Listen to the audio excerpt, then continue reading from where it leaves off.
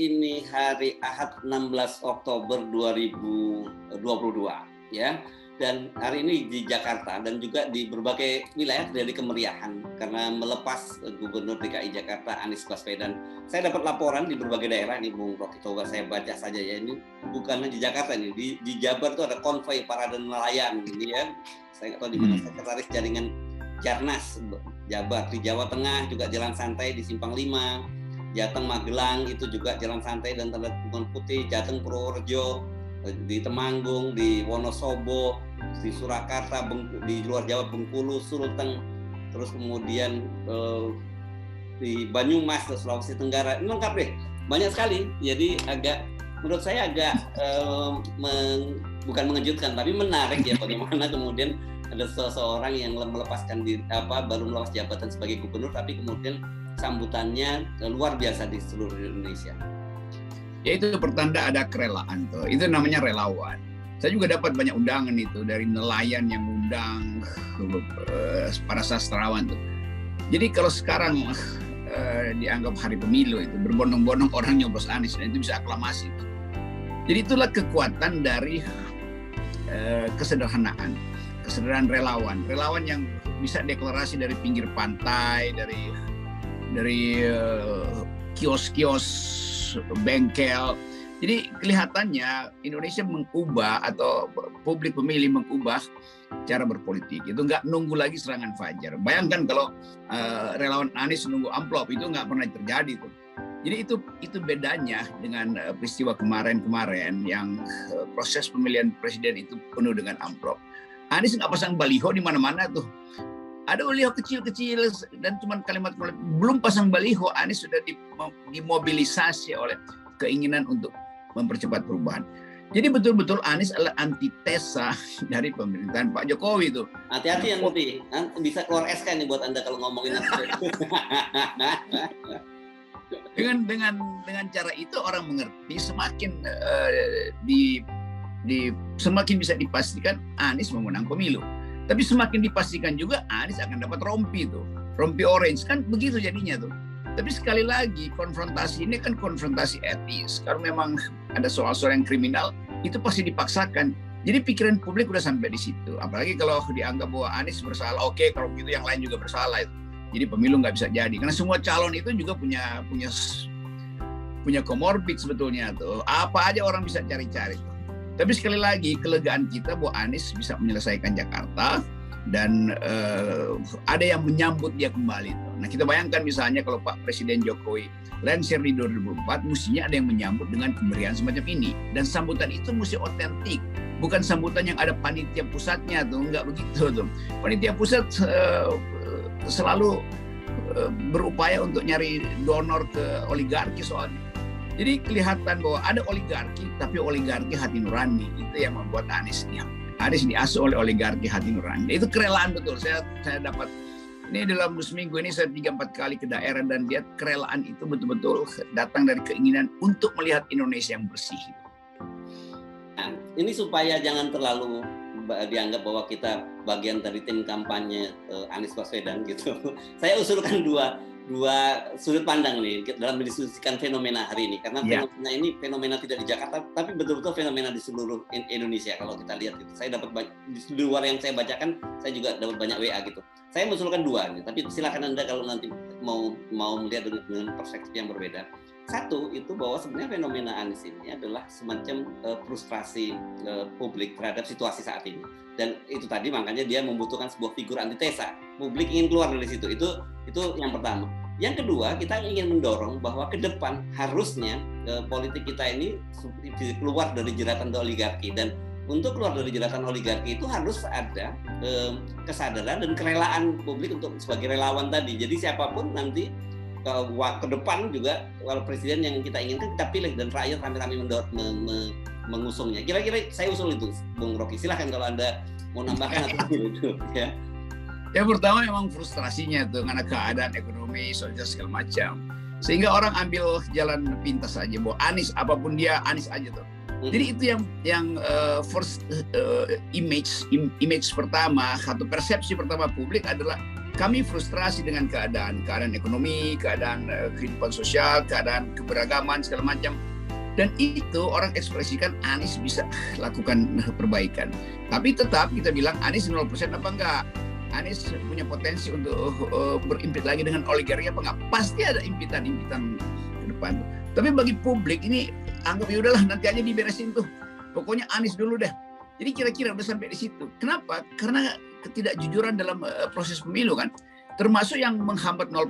Publik tentu kalau saya omong di mana-mana, publik ya benar Pak Rocky, 0% itu penting buat Anies. Tapi buat sementara udahlah, gak usah dipikirin itu. Nanti itu Anies akan ubah itu. Jadi udah segitu persepsi publik. Itu terkait juga dengan keterangan Pak Presiden kemarin pada polisi itu bahwa keadaan kita memasuki pemilu itu rentan atau sangat rawan karena memang Pak Jokowi betul bahwa elok-elok pada Anies udah nggak bisa ditahankan sehingga itu memungkinkan terjadi krisis sosial. Lalu Pak Jokowi perintahkan supaya jangan ragu-ragu polisi untuk menindak yang masih kira-kira sinyal politik identitas justru yang diberikan oleh Pak Jokowi kemarin tuh.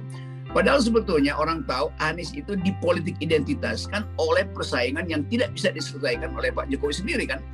Jadi kalau ditanya kenapa ada ketegangan sosial seperti yang dikonstatasi Pak Jokowi kemarin, karena Pak Jokowi tidak berhasil membuat perbandingan antara pemerintahan dan oposisi. Kalau oposisi jalan, nggak akan ada semacam kecurigaan oh ini Islamofob itu. Karena kita langsung tahu yang beroposisi pasti terhadap kebijakan. Yang beroposisi pasti namanya antitesis. Kan itu intinya kan. Jadi sekali lagi fenomena Anies ini betul-betul fenomena keinginan untuk melihat politik yang bersih. Bahwa Anies tetap akan kita tagih 0% itu adalah problem akademis kita supaya pemilu itu dituntun dengan rasionalitas bukan dengan 20% yang adalah permainan tukar tambah tuh. Jadi tetap saya menganggap bahwa frustrasi publik lah yang menyebabkan Anies meledak sebagai figur itu intinya. Dan kita mesti ingat bahwa politik Indonesia kadang-kala di ujung dipasang palang untuk mencegah orang yang diuluk-ulukkan rakyat. Tapi rakyat pasti akan melawan. Itu susahnya tuh. Nah kalau rakyat melawan dengan alasan bahwa Anies itu sudah dinyatakan sebagai calon presiden rakyat, nah itu susah tuh. Karena tetap akan ada upaya. Ini kan calon presiden rakyat, mana calon presiden partai, wong dia belum punya wapresnya tuh. Dan thresholdnya mungkin nggak bisa dicapai kalau cuma 2 partai mengusung Anies.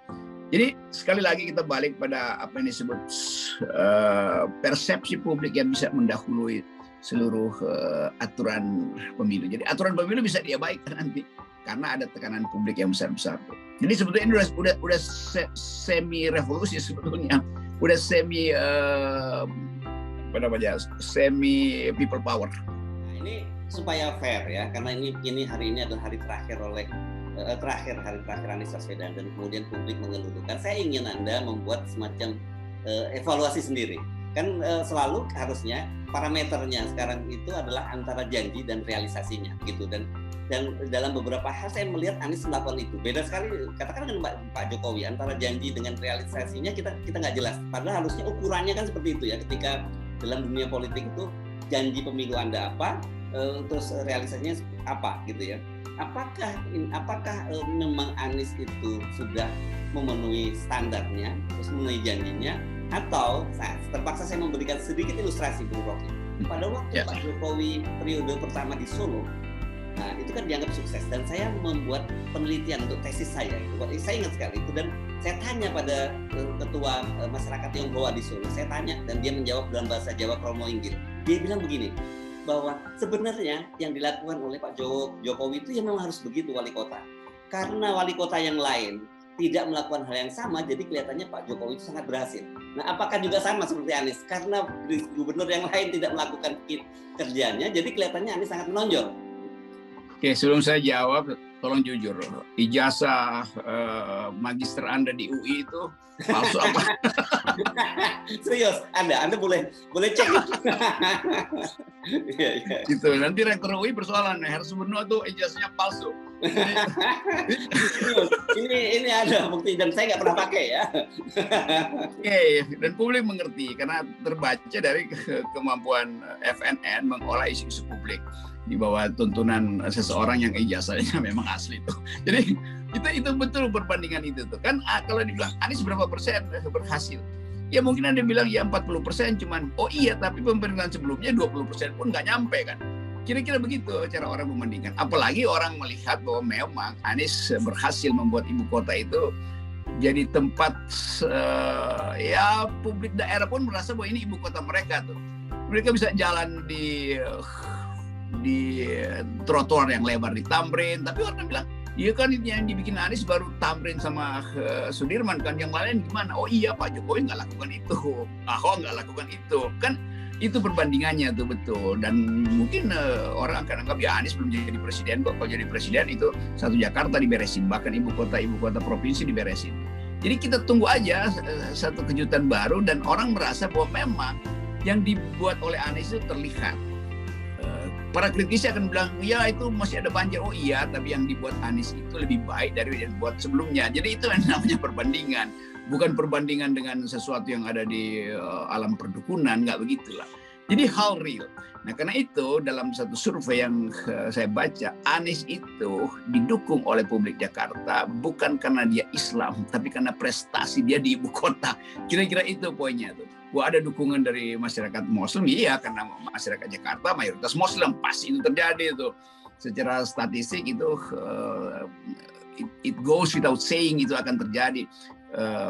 Data itu akan berbunyi tuh. Oh, Anies itu kan didukung oleh masyarakat Islam. Ya memang Jakarta itu memang Islam, tetapi di dalam evaluasi peneliti Anies itu didukung justru karena dia berprestasi, itu intinya.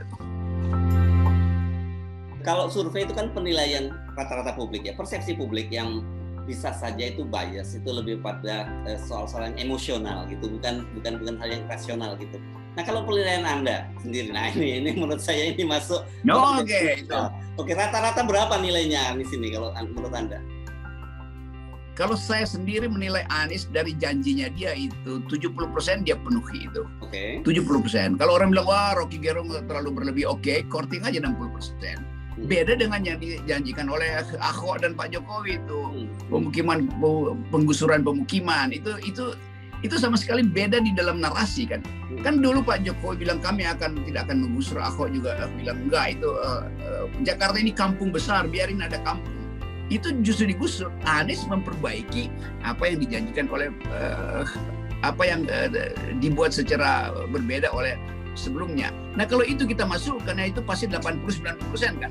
Kan Anies memulihkan kembali ingatan publik pada Ahok dan Pak Jokowi yang gagal mensejahterakan orang miskin di Jakarta, menaikkan upah buruh. Jadi kalau itu dimasukkan tadi bilang Anies lakukan 60%, 70%. Tetapi kalau kita tambahkan Anies justru menjalankan program yang dijanjikan Pak Jokowi dan Ahok yang tidak mereka penuhi. Nah itu jadi 100% jadinya kan.